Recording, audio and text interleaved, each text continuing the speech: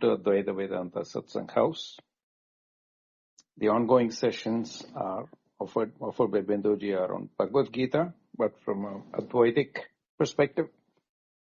And earlier there were discussions on other perspectives also. If you listen to the replays are available in Clubhouse, all the other 30 rooms. Or alternatively, you can go to the links shared in the chat. One is from YouTube, the other one is from Spotify, and the third is from Apple Podcasts, where you can access all the previous talks on Bhagavad Gita or the earlier texts on Avaroksha, Anubhuti, and Upanishads are also available. For housekeeping, we usually have the chat and hand raising off when Binduji is going to start the session. And at the end of the session, which is lasts about an hour, there will be a half an hour time for Q&A and discussions. And on Friday, we have an open discussion on Bhagavad Gita where you can come at 9 or 8:30 IST and directly get into discussions. So with that short introduction, over to you, Binduji. Thank you, Prakash. Namaste and Hari Om, and welcome to all of you. Let me do my invocation.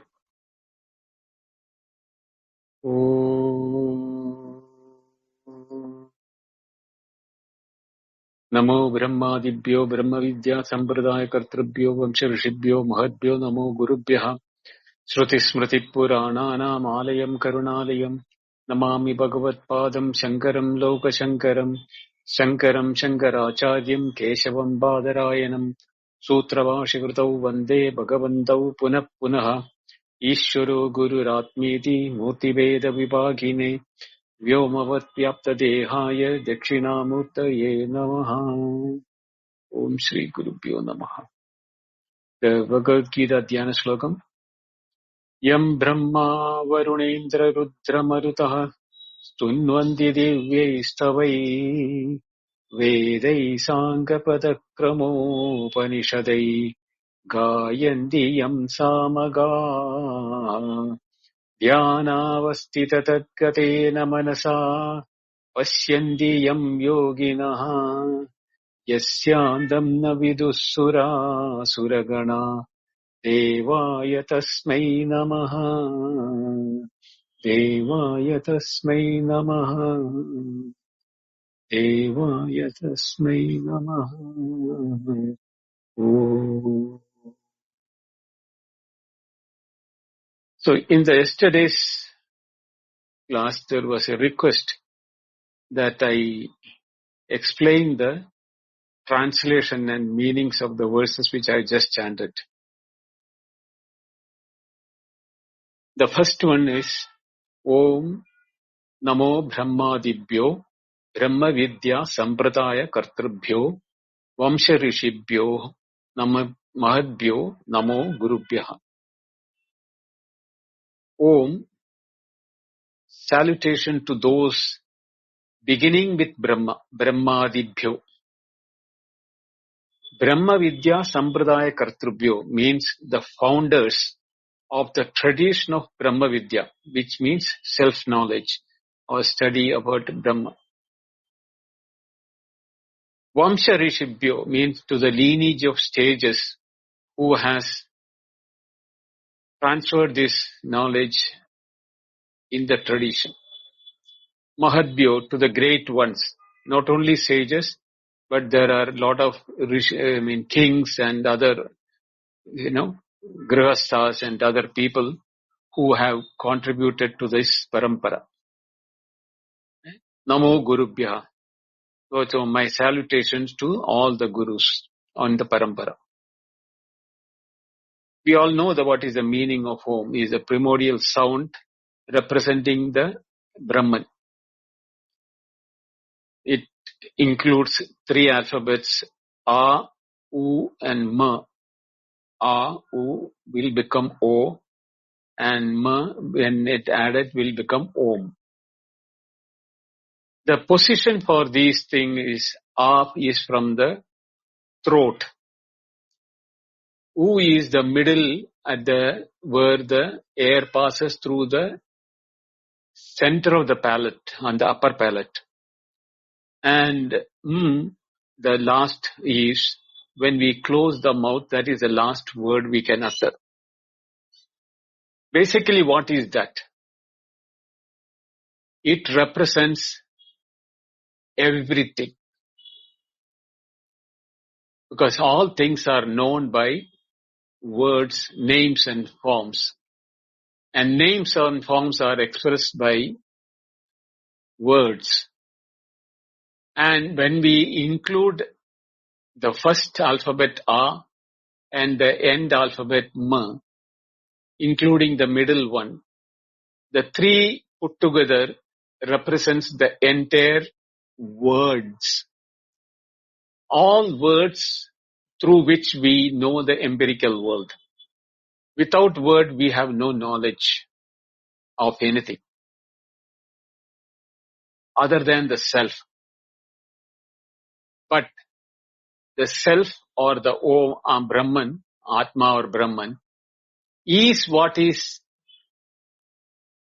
appearing as the multiplicity in the names and forms. So when we say Om, we are addressing Brahman not only as the primordial one, but also the expression of that in the names and forms of the empirical world or transactional world. So what happens is that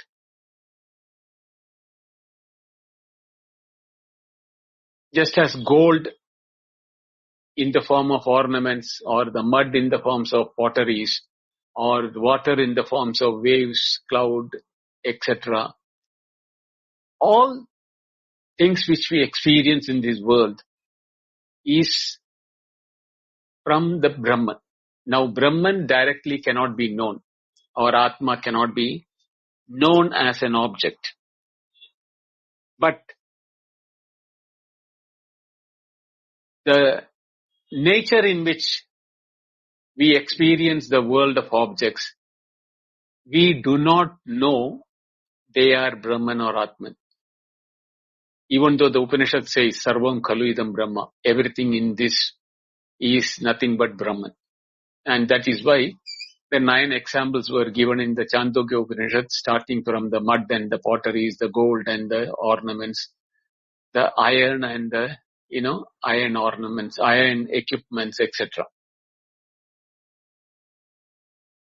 So when we are uttering the word Om, we are including both the manifest and the unmanifest forms of Brahman. So any auspicious work in the tradition, when we do that, we start with Om and we end with Om. Because everything what is being done in between is possible only because of Brahman or Atman. Therefore, we invoke Atman or Brahman in the beginning and the end. Now, Brahmadibhyaha, the tradition is starting from the Brahma. Brahma here is the Hiranyagarbha, or the cosmic intellect. Doesn't have a form, Avyakrita. And from the cosmic intellect, it was revealed by Ishvara, the Lord himself, in the form of Hiranyagarbha.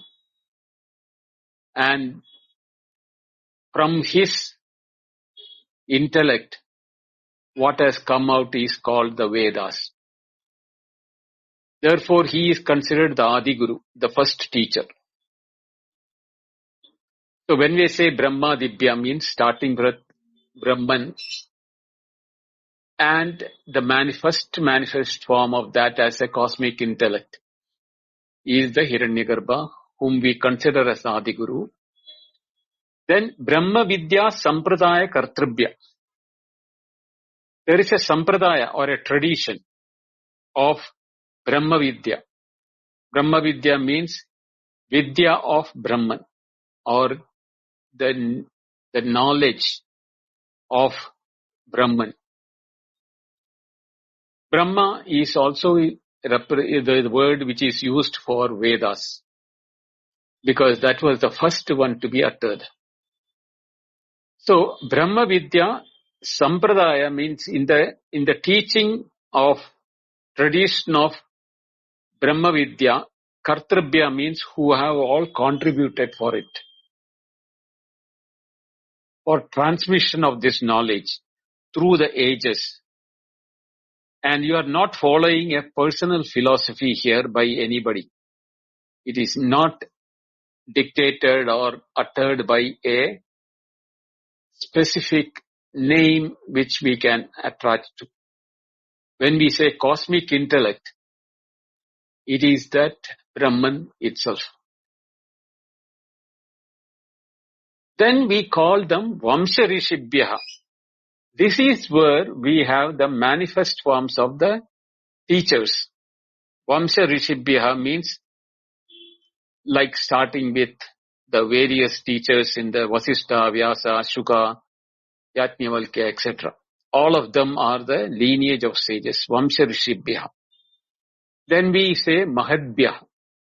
Mahadbhya is representing the great teachers other than the sages, like Janaka, Yajnavalkya as a Grihastha, etc. And even Krishna as a Yadava king in this thing. Then there we have many teachers in this tradition. So they are all called the Sampradaya of Brahma Vidya as in the form of human forms. Vamsha Rishibhya Mahadbhya. And so when I included the Adi Guru, Brahma, to the Mahadbhya, the teachers, including my own teacher, comes under the Mahadbhya. Therefore, encompassing all of them, I do a salutation to them, saying that Namo Gurubhya. All of them are gurus. Especially in our tradition, we do not limit that you should learn only from one guru. As much as possible, learn from so many sources where you can, clarify your doubts and ignorance, etc. Therefore, whoever eliminates this, he is considered a guru. So before studying, you should surrender your ego. That is why the Namo Gurubhya, we are prostrating to the Guru or salutation to the Guru. Then we acknowledge that you are entering into a sacred river of wisdom flowing from the infinite Ishvara, Adi Guru, down through the teachers up to yours. This attitude of Shraddha or reverential faith which we have and the humility with which we say Namo Gurubhya is essential. It is the essential base in which the seed of knowledge can grow. The second verse is Shruti Smriti Purananam Alayam Karunalayam Namami Bhagavad Padam Shankaram Loka Shankaram. Again here also, Namami means I bow to. Whom? Bhagavad Padam Shankaram. So Bhagavad Pada Shankara, who is the abode of Shruti Smriti Purana, that is Vedas, Smritis like Bhagavad Gita, etc. Puranas like Vishnu Purana, etc. He is the abode of all those things because he has mastered all that is in the Shastra at before the age of 8 as a young child. Therefore, we consider him the abode from whom his commentaries have quoted all those things. Therefore, I bow to Bhagavad Pada Shankara, who is also an abode of compassion. Karunalayam. Namami Bhagavad Padam Shankaram. Loka Shankharam. Here, Loka Shankharam is the benefactor for the world. So, we have a teacher in the parampara who is an abode of Shruti, Smriti, Purana, that is Vedas including Upanishad, the primary knowledge, Pramana, which is the means of knowledge, and the Smritis like Manusmriti, Gita, etc., Puranas like Vishnu, etc., are secondary texts supporting the Vedic vision. And therefore, Adi Shankara is called the abode of these things because he has mastered this entirety. Not only that, he lived their teachings completely and expounded their essence through his commentaries, Bhashyakara, making them accessible to ordinary people who cannot decipher the Vedas or Smritis and Puranas. He didn't just know the words. He was the embodiment of their meaning in reality. Therefore, we call him Karunalayam, the abode of compassion. His entire life, debating, teaching, writing, establishing the mathas, was not for his personal glory, but for the infinite compassion with which he wanted to elevate the suffering humanity trapped in samsara. His teaching is the ultimate act of compassion, giving the cure for ignorance and thereby the sufferings. The word Bhagavad Padam Shankaram is to the Venerable.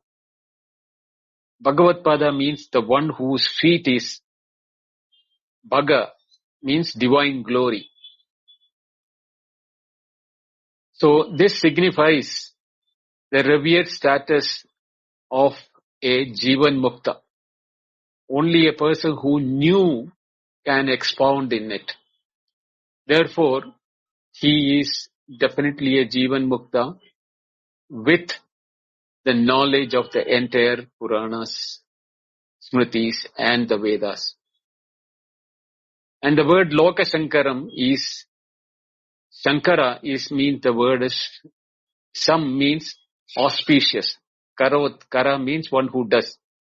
One who does auspicious things is the Loka Shankara. Because he brings about the ultimate auspiciousness called the moksha or liberation from the ignorance and the problems of samsara. Therefore, he removes the darkness of ignorance, which is the root of all suffering. Then comes the third verse, Shankaram Shankaracharyam Keshavam Badarayanam. Sutra Bhashya Kritau Vande Bhagavantau Punapunaha. Here there are two sets of teachers specifically being mentioned. Shankaram Shankaracharyam as one, then Keshavam and Badarayanam as the second teacher. That is why Tau Vande Bhagavantau means it's in a duality case. Punapunaha, again and again. So the meaning is I salute again and again to the two venerable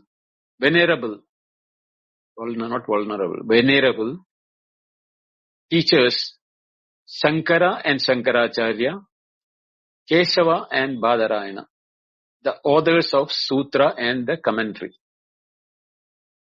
Why Shankaram Shankaracharyam or Keshavam Badarayanam? These identify the two key figures in our tradition. Number one is Badarayana, Vyasa. Badarayana's another name is Vyasa. He is also known as Veda Vyasa. And he is being equated to Keshava. Keshava is Krishna or Vishnu because of his contribution of not only Brahma Sutra, the Mahabharata and the Purana. So therefore, his Brahma Sutras are those aphorisms that systemize the teachings of the Upanishad. And the contribution of Puranas and Mahabharata, I don't have to explain. Shankaracharya and Shankara is the Adi Shankaracharya, who wrote the definitive Bhashya for the commentaries of Brahma Sutra, which makes us accessible. Even though Badarayana wrote the sutras are Suchana Trayate iti sutra. Mean they are indicative aphorisms. Just by reading the aphorisms, we will not know the indicated meaning of the whole thing. So in the parampara, this used to be that these aphorisms used to be by-hearted. Not only by-hearted, but the commentary also was studied after that. So when a sutra is being sold, say for example, Janmadhyasya Yataha.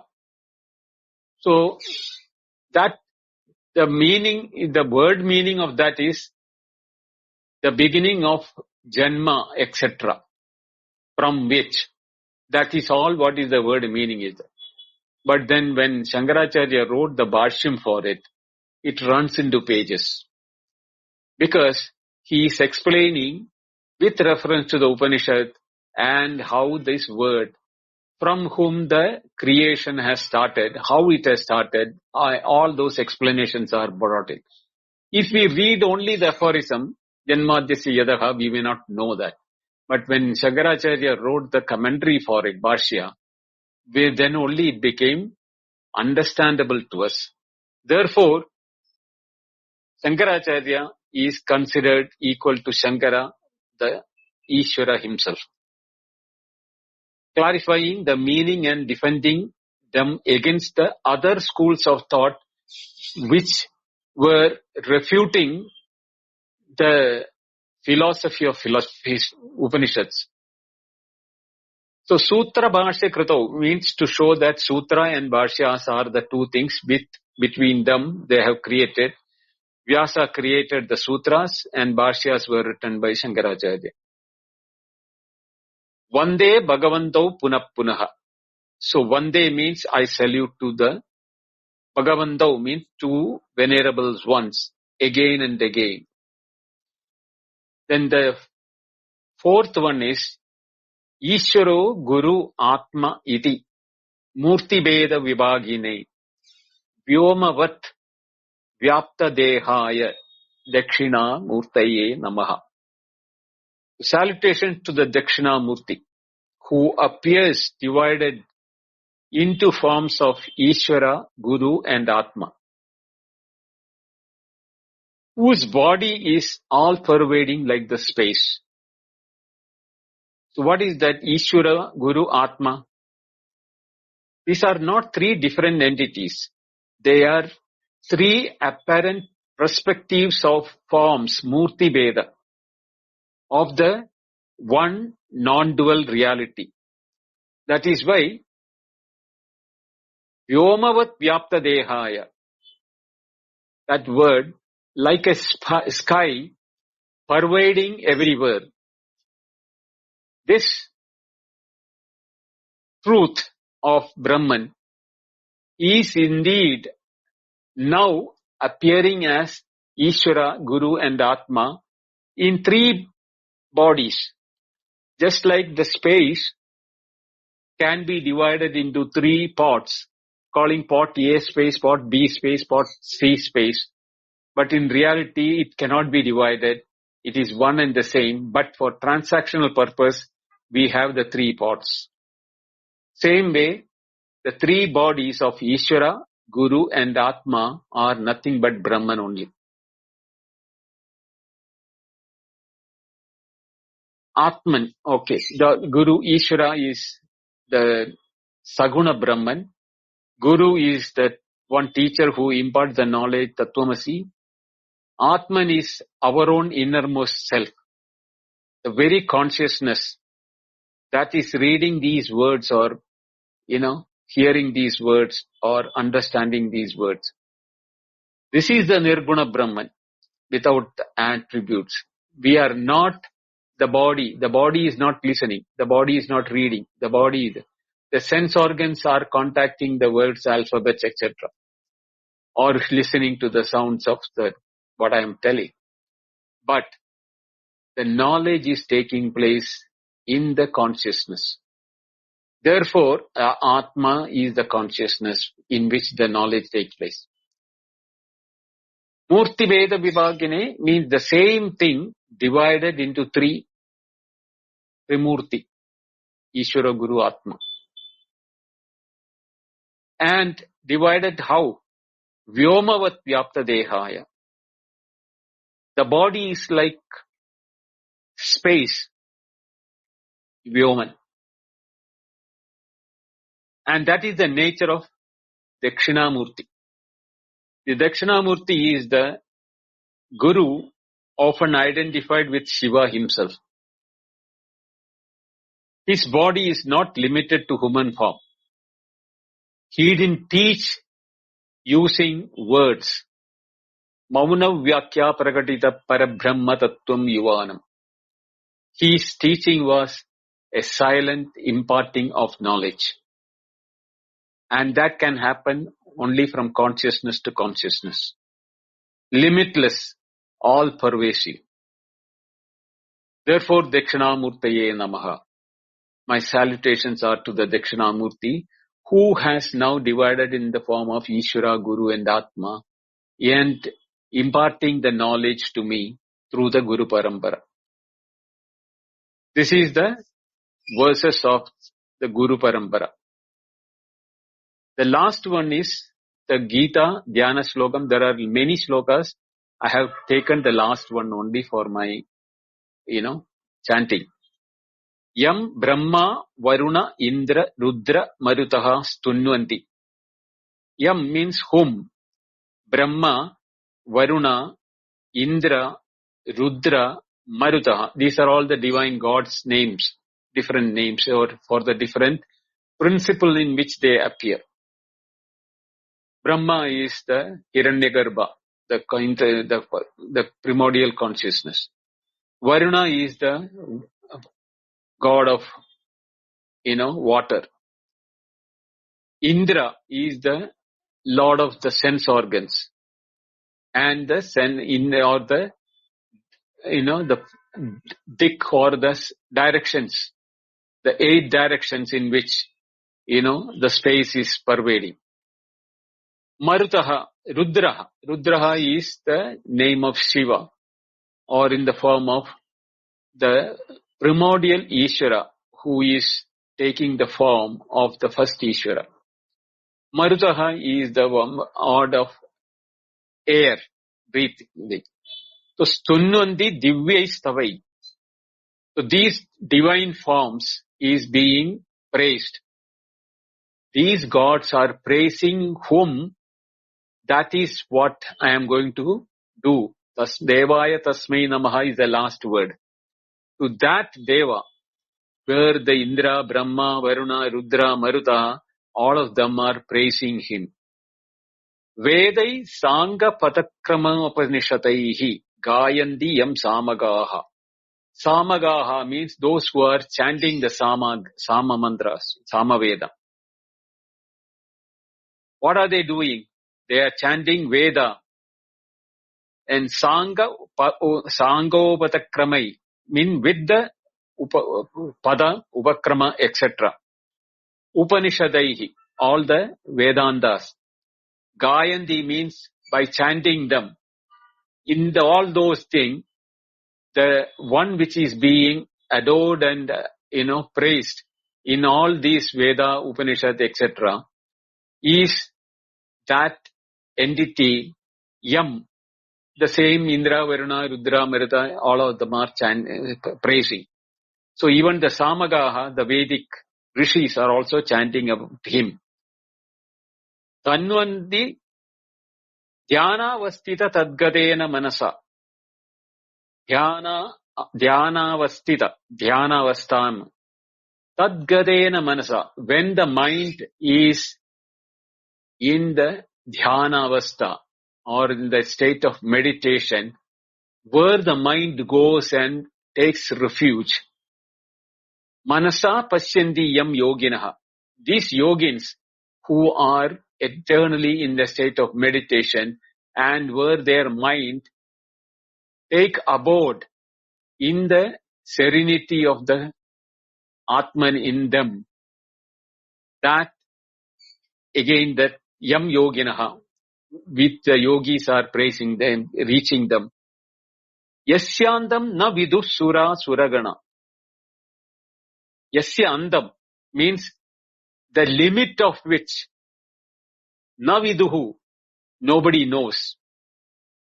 Sura suragana. Sura means all the heavenly people. Suragana means those who are their subordinates.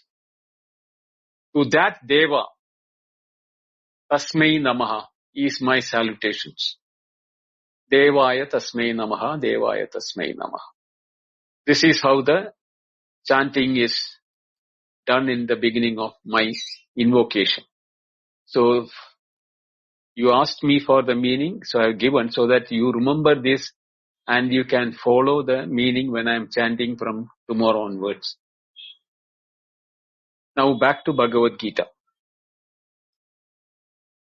On the 59th verse, we discussed in detail that objects can be abandoned by force, were the sense organs and the objects.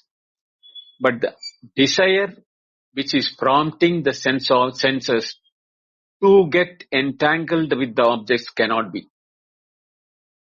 Desire can end only when the fullness of the self is known. Therefore, let the knowledge stand firm and renunciation will complete the process by itself. Having said that, the next verse is commentary starting with the Samyak Darshana Lakshana Prajnastairiyai Chikirshita Adau Indriyani Swavasho Stapayati Stapayati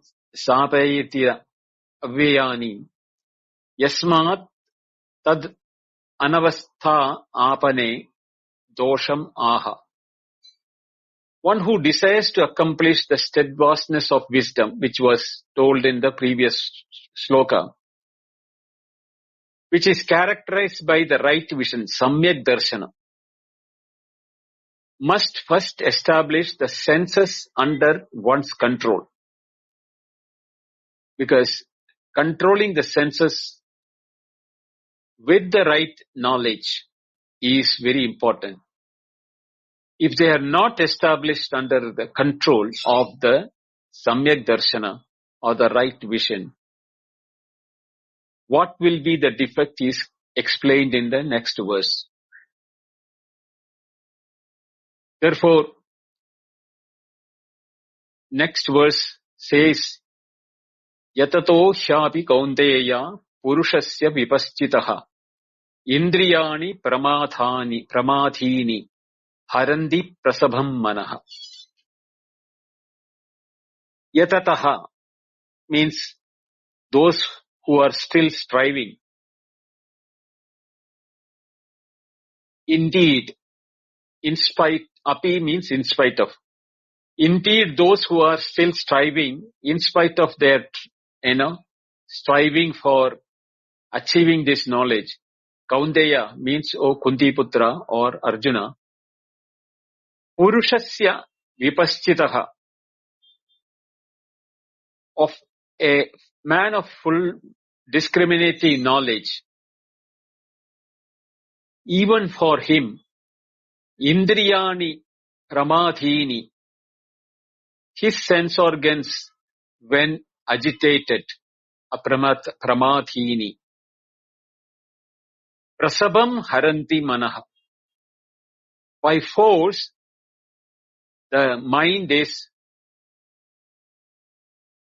stolen by the senses.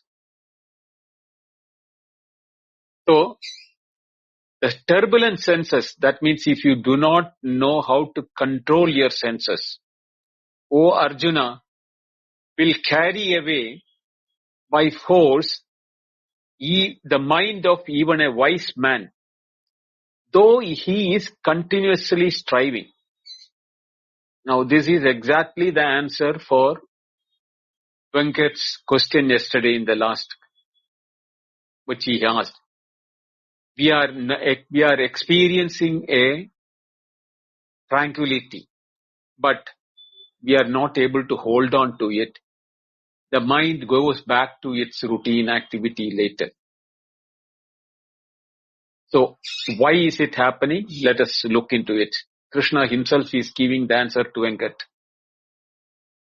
Yatataha prayatnam kurvataha hi yasmat he kaunteya purushasya vipaschitaha medavinaha api iti vyavahitena sambandaha indriyani pramadhini pramathana shilani vishaya abhimukam hi purusham vikshobhayanti akuli kurvanti akuli krityacha harandi prasabam prahasya prakasham eva pasyataha viveka vijnana yuktam manaha.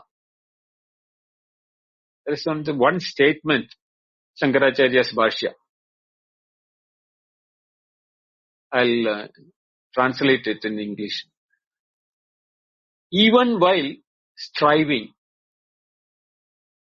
while making an effort, E Kaunteya, O son of Kunti, the senses which are turbulent and agitating by nature disturb, confound and violently carry away the mind of even the person who is discerning and intelligent and who has actually seen clarity, who is endowed with the discriminative knowledge. Even his mind is stolen by the sense organ. So, can we never achieve it? Or is this is what ultimately what is going to happen? This passage is clearly a point toward the sobering and precise requirement what is to be followed by us. Yatataha prayatnam kurvataha is the word which Shankaracharya has used. That emphasis is on the even while striving. Prayatnam kurvataha yatataha. Not for those who are careless, nor for those who are ignorant, but even one who is making a very sincere effort in this path of knowing oneself. Don't think the teaching is pessimistic. It is a realistic statement by Krishna.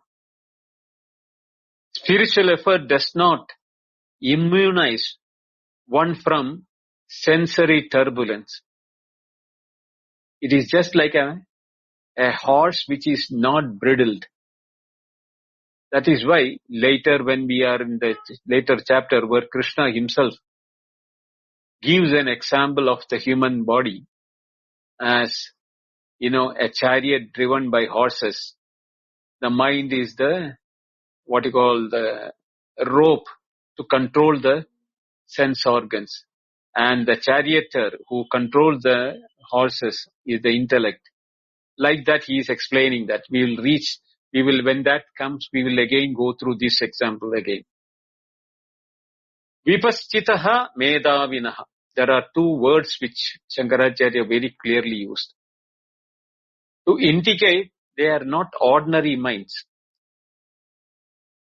but deliberately they are stacked in such a way that Vipaschit means one who sees distinctly. He can see the distinction between the Deha and the Atma. And Medavin is the one who is endowed with the subtle intelligence to experience the Atma.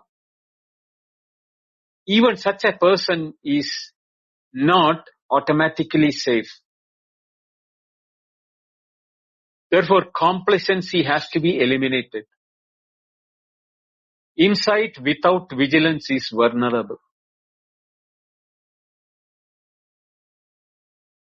Why is the sense organs called the pramathini? The word pramadini means violently churning, destabilizing, overpowering. These are the different meanings for it. So the senses are supposed to be violently churning,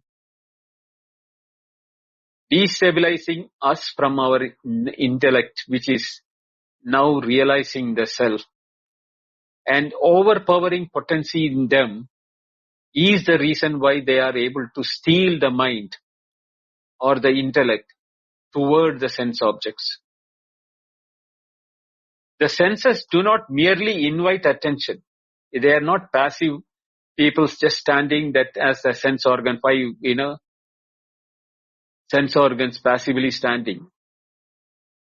They are highly potentious and they can seize the intellect or the mind by violently churning, destabilizing and overpowering the intellect. How do they escalate? Vikshobayanti. Vikshobayanti means, Vikshobha is basically the turbulence or the shaking or the mind gets perturbed. Akuli kurvanti means confounding or confusing. Harandi, carry away or steal. Prasabam means by force or forcibly. So this is not a moral failure, but it is a psychological force to be encountered with. So even while seeing the clarity, prakashameva pasyataha, that is the word used by Shankaracharya. That is, even one, when sees it clearly, even when the discriminative mind is in operation, the mind can be hijacked. What does it implicate? The knowledge must be stabilized, mean nishta, not merely possessed or not merely known, not intellectually or appreciated. That intellectual knowledge has to become the conviction or the stabilization. Therefore, this prepares the ground for the next verse in what Krishna is going to tell. The intentional restraint, recollection, and how the anchoring of the self is to be done. So there can be a doubt in the mind. Does this contradict the earlier teaching, which is tasya pratnya pratishtitaha? All of them places, that he is above all those things. No. Krishna is distinguishing between the two. One is momentary insight. There is a flash which we all experience when we are being told about our own Atma or Brahman. But that doesn't remain with us. But those who are with the conviction and nishta, means firm abidance. For them, the mind or the sense organs cannot be disturbed or perturbed because they do not lend the aha moment and continued, not to be discontinued and carried away by the sense organs. Once experienced, they hold on to it. It becomes their nishta, a firm abidance. So until abidance is firm, senses retain the momentum. So only when you abide in it, the senses momentum can be, faced by us. Not only that, utmost vigilance is necessary. Even an iota of lacuna or dereliction on our side we do not know when we are falling back into samsara or the ignorance again. This is how we ended up what we are today. We are all Atma Brahman, but we did not know how to control our senses. So we were taken into the ignorance. And we thought that what we knew in the ignorance is our reality. That is, the body-mind complex is the reality. And therefore we became the human beings, individuals, experiencing the body, mind and intellect, yet not knowing the experiencer is separate from the body, mind, intellect. Forget about the world. So even striving, the intelligent seeker can be disturbed by senses. Senses are inherently very forceful and turbulent all the time. They can violently control the mind, and even when the discrimination is present, unless it is stabilized. This is a warning against complacency, but not a denial of knowledge. Insight must mature into unwavering abidance. This is what I was telling. The aha moment cannot be a moment. The aha has to be the nature. That is the time when the abidance becomes unwavering. But even after that, a continued vigilance and stabilization are essential, because the sense organs are very, very powerful and they can tip the scale anytime. Therefore, Shankara puts it in a quite uncompromising way. Insight can be drawn in a moment. Stability takes maturity and abidance. And until the knowledge stands unshakable, even in iota of doubt, ignorance, or samshaya, ajnana, samshaya, viparya, even in iota, for a second if it happens, that's enough. You don't know how you have slipped and fallen into that. Therefore, the senses must never be underestimated.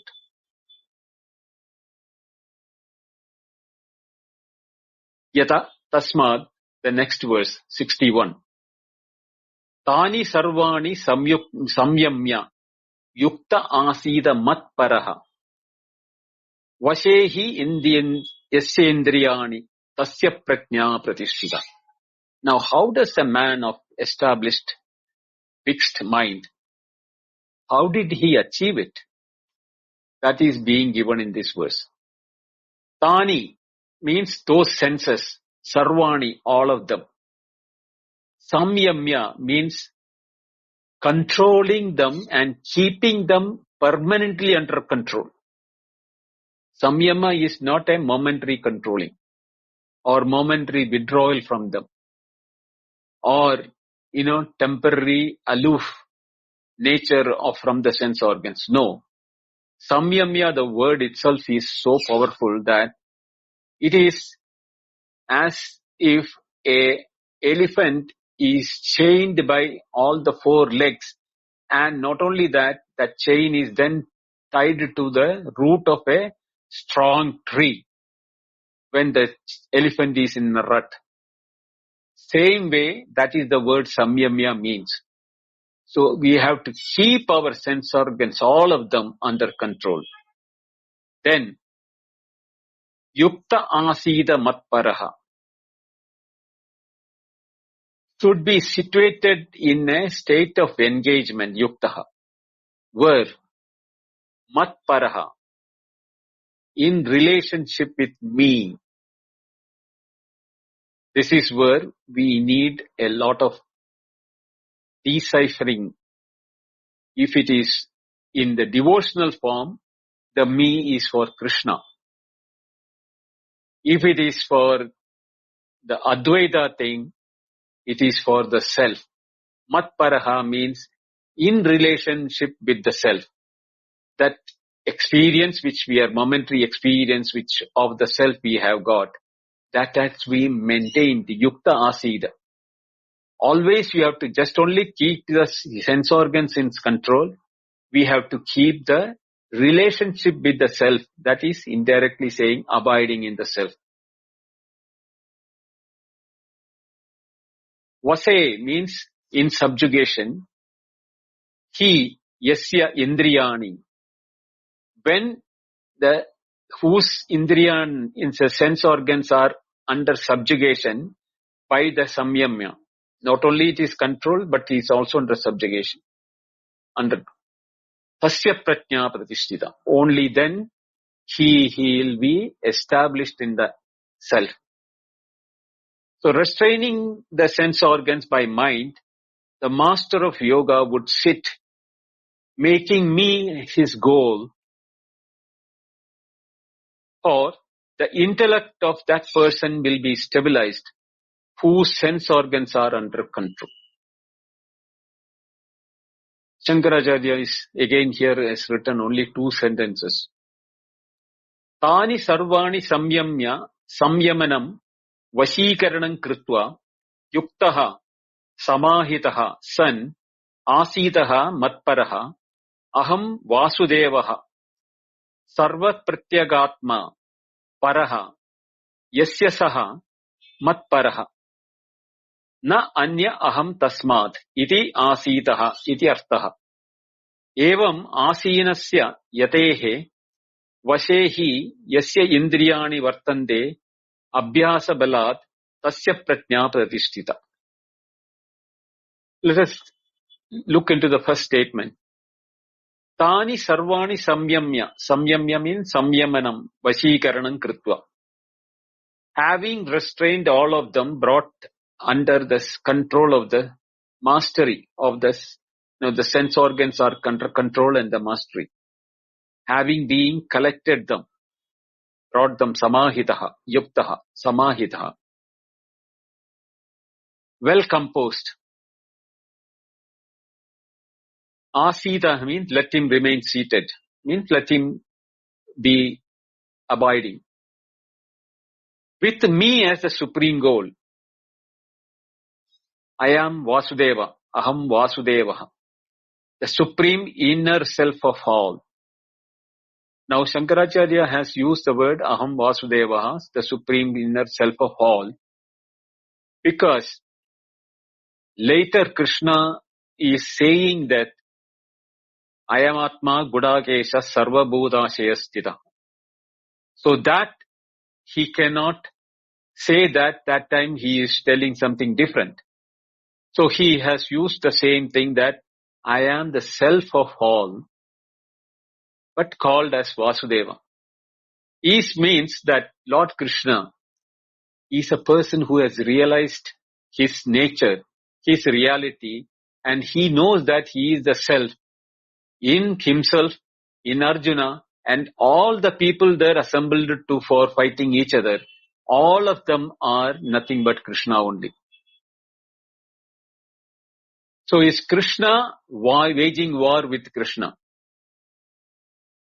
But the bodies are different. One body is Vasudeva, the other body is Kaunteya, Kunti Putra, Arjuna, then Duryodhana, Bhima, or Drona, Bhishma, etc. That self, one for whom this is so called Matparaha. Therefore it is called Matparaha. That is, let him abide in the understanding that there is none other than me. That is the word na anya haham tasmat. That means Krishna is telling the experience of his own experience. There is none other than me. I am knowing that. This is what he keeps on telling in the entire Bhagavad Gita to Arjuna.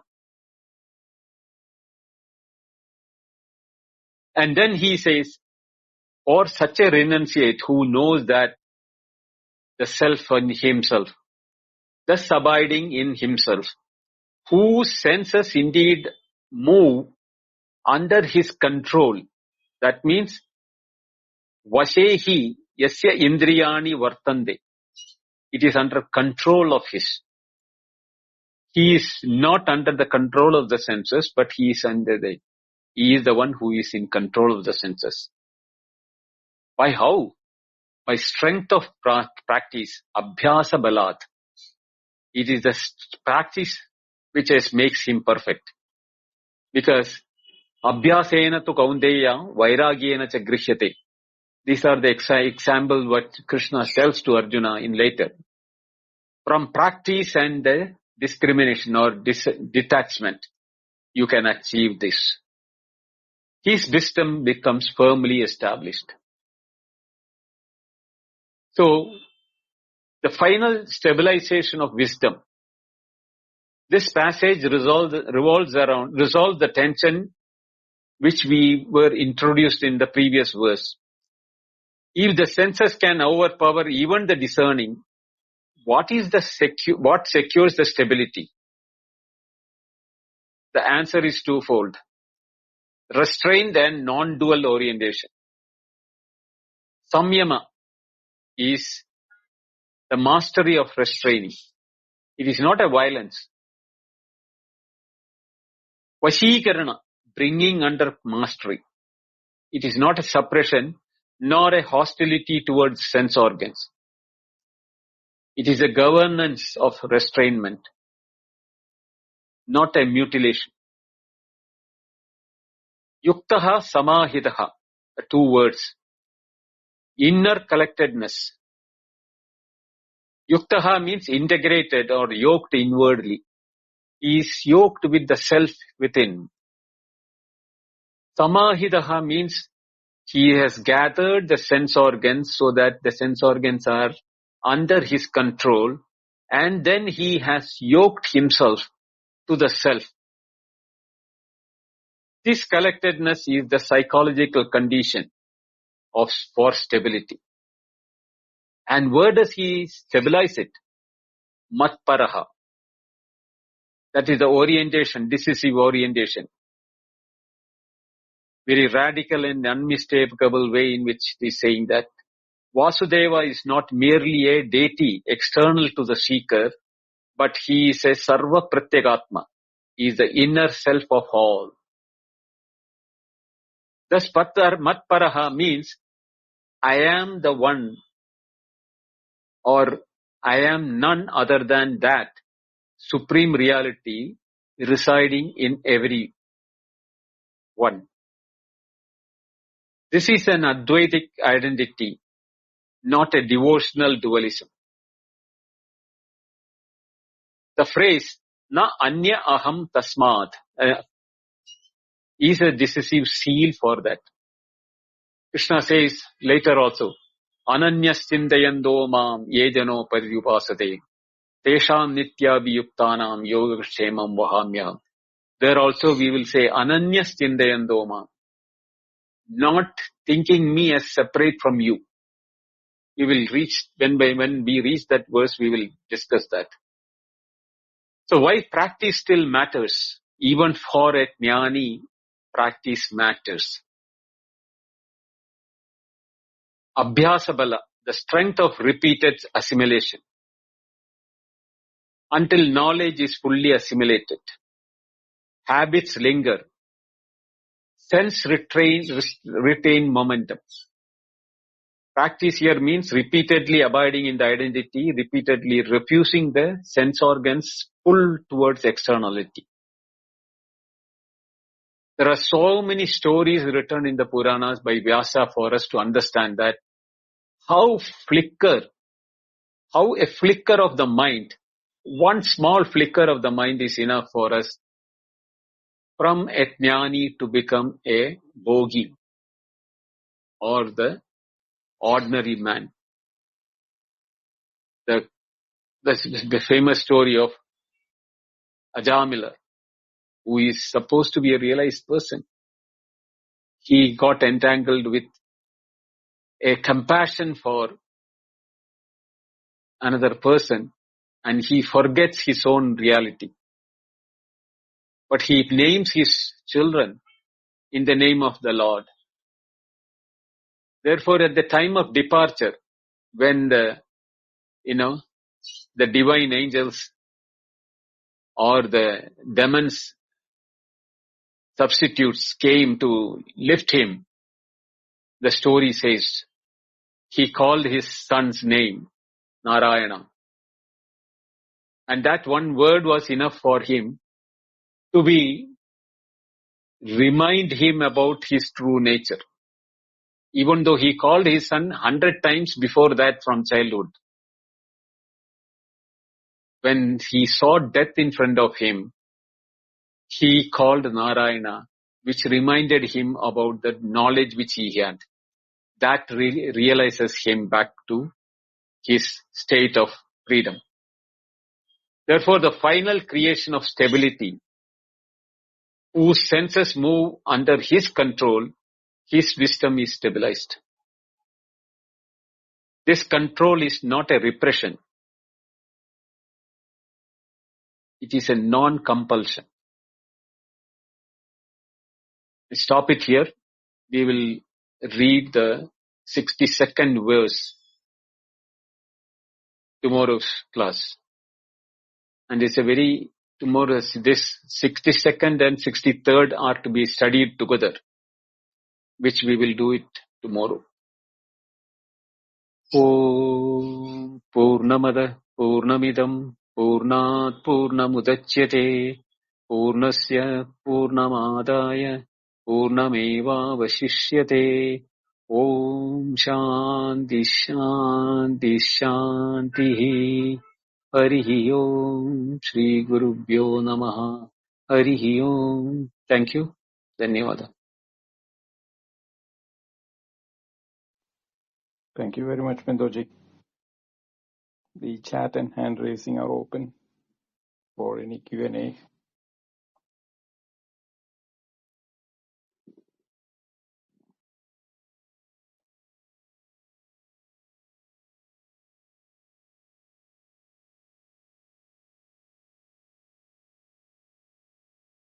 Namaste.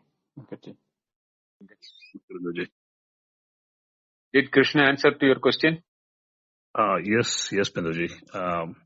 But it came differently for me. Maybe I can reflect here. The Tani Sarvani, that, what has been written in the verse 60 is extremely true. That Indriyani, because the real test happens when the situation manifests. Even a lot of contemplation, etc., all that, it is like, you have somebody learned judo, and when the thief comes in front, then he uses his umbrella to defend. So that's the situation, right? Yes.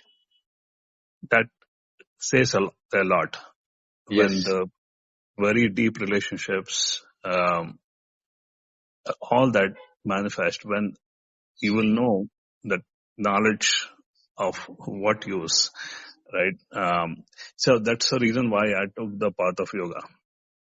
That's the very reason I plunged into yoga, left the contemplation for a while and went into yoga. And yoga, this samyama, what is told here, that is where it is reflecting back. That Prani Sarvani Samyamya. This samyama, there are two classes of samyama. One is karma samyama, okay, and then gnana samyama. The karma samyama is to do with, it collapses 3 steps, right? Pratyahara, Dharana, Dhyana, Samadhi. Dharana, Dhyana, Samadhi, when it collapses into one, where the Samadhi enters even the waking life with eyes open. What used to be the, meditative Samadhi now become with eyes open.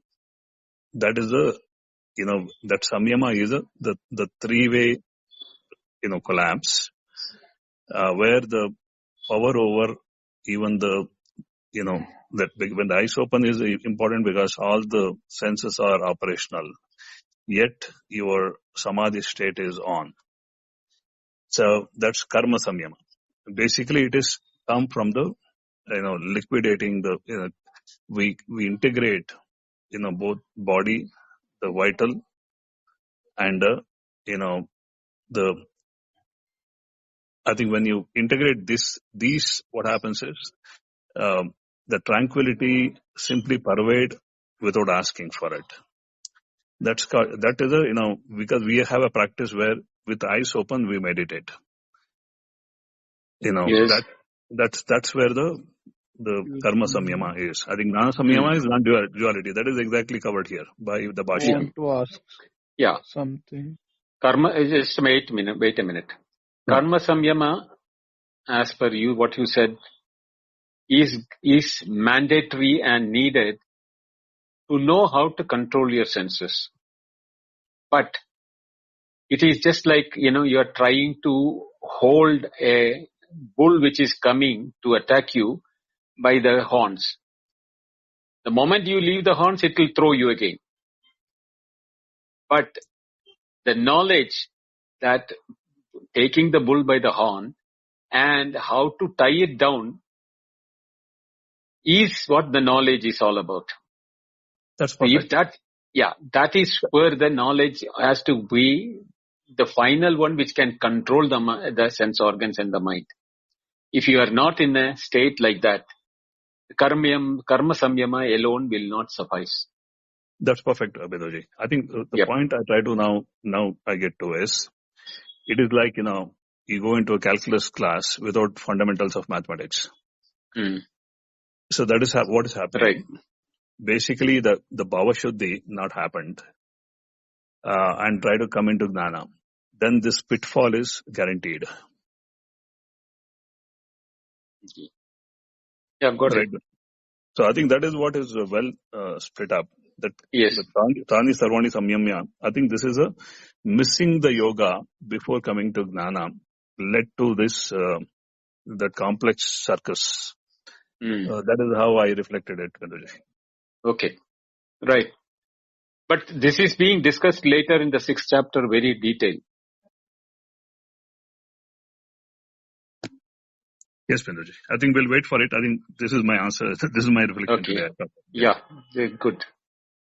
Namaste, Srini. Thank you again. Namaste, Vinduji. My question is, all these Sthita Prajna Lakshanas, they can be classified under Tatastha Lakshanas, right? Is it? Yeah. They're all, So that's why, and this is generally a continuation of the Karma Yoga only, right? Because at some point, at the starting of that Sthita Prajna Lakshanas, I felt somewhere it has been told that this is going to be like a different from Karma Yoga. That's my misunderstanding, I think. But this generally seems to be continuation of the Karma Yoga only, right? Yeah, that's the different aspects. Karma Yoga, to be successful, not only jnana is required, but along with that jnana, the restrainment of the sense organs also is required. Otherwise, how will you be successful in your Karma Yoga? The Karma Yoga will be... What does it mean that Karma Yoga, to be fruitful, jnana is required? Which jnana are we talking about here? That jnana where the Karma Yoga is no more a ego-based activity. Okay. And for that, you need to know the sense organs, how do they function. Not only that you don't have an ego, but that the way in which it can pull you back into a state of ego is also equally should be known, so that you control not only the sense organs and the mind, but you have to keep them under restriction. Yeah, got it, Binduji. So, it felt like too heavy prescription, so I had to ask this question, actually. Yeah, thank you for the clarification. Thank you, Srini. Namaste, Jesse. Namaste. Good evening. Hello. Good evening. Bindo, I listened to yesterday. I have commitments on Monday and Tuesday mornings. Yeah, you told me that. Yeah, so I'm not present, but I listened, and yesterday's class, I had tears of recognition as you described the state of non-compulsion of the senses. And so I just mentioned, so I don't even think I have a question, but it was just so amazing to me. So my background is I was an outdoor kid, a tomboy, always playing outside in nature. And then at 17, I moved to New York City, and I lived in Paris and New York for 12 years. And in order to find peace, like in the middle of the metro or the subway or lots of people, I would naturally do that. I mean, Kriya Yoga and Swami Hari Harinanda, bless his heart, his beautiful soul, helped me. But the way that you described it was, I had to have my husband listen to your beautiful description and your ability to talk about that state, because my husband kept going, well, what is it that you feel? What is it that you experience? And when I can withdraw like that, I'm still aware and observant of what's going on. You have to know where your pocketbook is in New York City, right? On the subway. But that ability to withdraw, I call it non-local. I call it going non-local. Anyway, I just wanted to say that your teachings have touched my heart, and I am just so appreciative of being in the satsang and of being able to be nurtured by the nectar of the teachings. Thank you so much. Thank you, Jessie. In fact, I am touched by your words. I don't know how to thank you for your appreciation.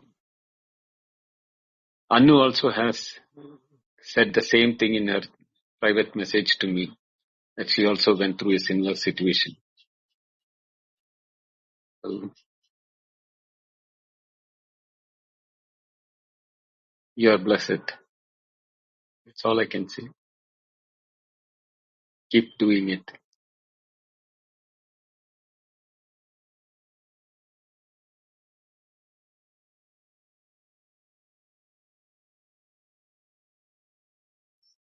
Thank you, everyone.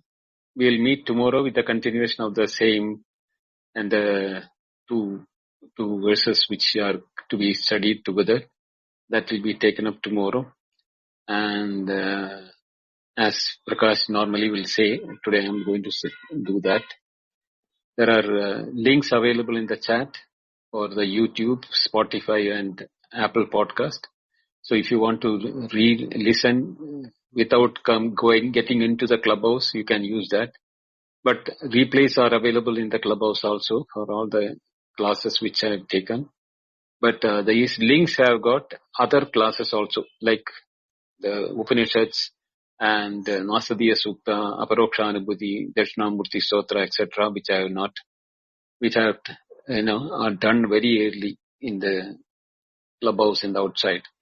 So all of them are available there. Please, if you are interested, please visit them or make them favorites so that you are easy to access them. And you can listen to the podcast in Spotify or Apple podcast even while you are on travel or anything like that. And if your time doesn't match, then also you can use that. Thank you all. Hari Om. Yeah, good night. Thank you, Prakash. Thank you, Venkat. Thank you, Srini. Thank you, Jessie, for coming up and being there with me in the panel. See you all tomorrow. Good night. Hari Om, Good night. Hari Om. Good night.